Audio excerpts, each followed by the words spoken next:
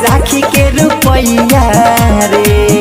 अब की मंगी है जन बहनिया रे, हमसे राखी के रुपैया रे। घरे रहनी रे ना कमैनी रे, घरे रहनी रे ना कमैनी रे, आगा साल दे हो नथिया रे।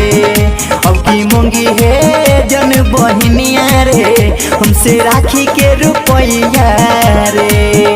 अब की मंगी है जन बहनिया रे, हमसे राखी के रुपैया रे। घरे रहनी रे ना कमैनी रे, घरे रहनी रे ना कमैनी रे, आगा साल दे हो नथिया रे। अब की मंगी है जन बहनिया रे, हमसे राखी के रुपैया रे।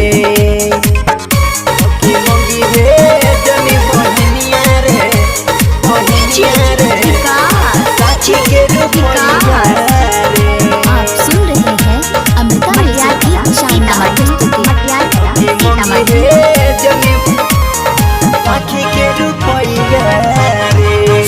जे तू कहबू हे दे हबू आगा साल हो, साल हो, साल हो।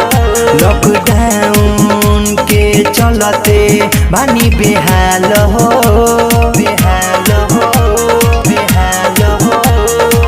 काहे तू कहिले बारो जिद मोरा सोना हो, हमर दीदी हो, हमर बहिनी हो, बहिनी हो। जे तू कहबू हे दे हबू आगा साल हो, साल हो, साल हो। लॉकडाउन के चलते बानी बेहाल हो, बेहाल हो, बेहाल हो। काहे तू कहिले बारो जिद मोरा बहिनी हो, हमर सोना हो, हमर बहिनी हो। थाली ले आओ चंदन लगाओ, रात लगैले तोहर भैया हो। अब की मंगी है जनी बहनिया रे, हमसे राखी के रुपैया रे। अब की मंगी है जनी बहनिया रे, हमसे राखी के रुपैया रे। अब की मंगी है जनी बहनिया रे, बहनिया रे, राखी के रुपैया रे। आप सुन रहे हैं अमृता मिर्जा की शानदार प्रस्तुति। राखी के रुपैया रे। मोर प्यारी मोर दुलारी हो, बात मान हो, मान हो, मान हो। राखी के बिना लागेला सोना हमर कलाई हो, कलाई हो, कलाई हो।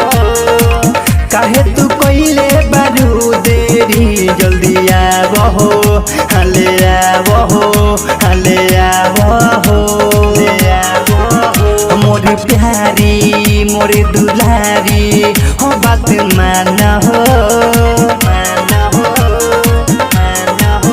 राखी के बिना लागेला सोना हमर कलाई हो, कलाई हो, कलाई हो।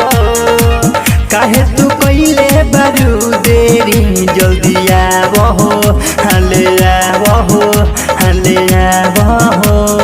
रणधीर राजेश रोशन कुमार रही तोहर भैया हो। अब की मंगी है जनी बहनिया रे, हमसे राखी के रुपैया रे।